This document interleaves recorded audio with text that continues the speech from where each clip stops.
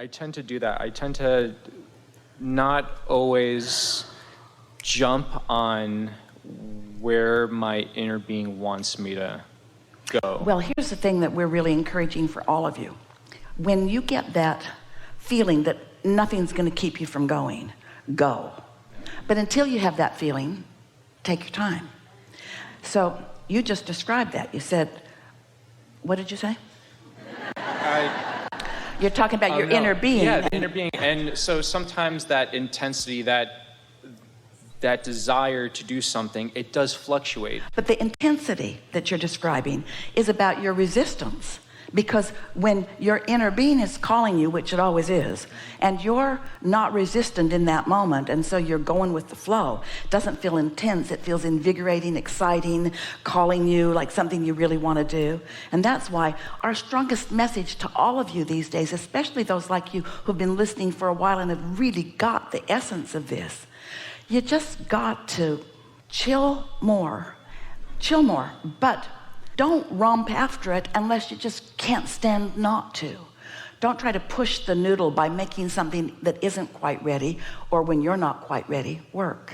I think another thing that you just opened up, that was kind of one of the questions, which is funny, is there's a difference between me chilling too much and hanging out too much and taking my naps and having my joy and seeking that joy, and then coming back and say, okay, well, I do need to do the work, because I feel like even though my inner being guides me, I feel like, okay, well, here's a direction where we can go. So it's like this little tango of going back and forth about following inner being versus me being like, hey, I want to go this way, versus me letting you lead the way. This is where the sophistication of your awareness of your relationship with your inner being comes in. Because if you're taking the nap out of withdrawal or... Just to reset.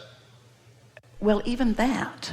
If you're taking the nap in order to alleviate rather than because you're looking for refreshment.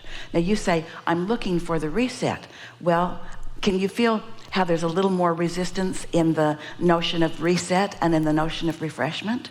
In other words, it's like, I'm going to start over and I need this nap. Well, that's withdrawal in a sort of trying to escape from what is. I don't want to scurry away or anything. I'm not trying to avoid it, but I'm trying to say, okay, let me just do this for a couple of minutes or like an hour and then come back to it with a different perspective. We're just asking you to ask yourself that question when you say, I need a nap.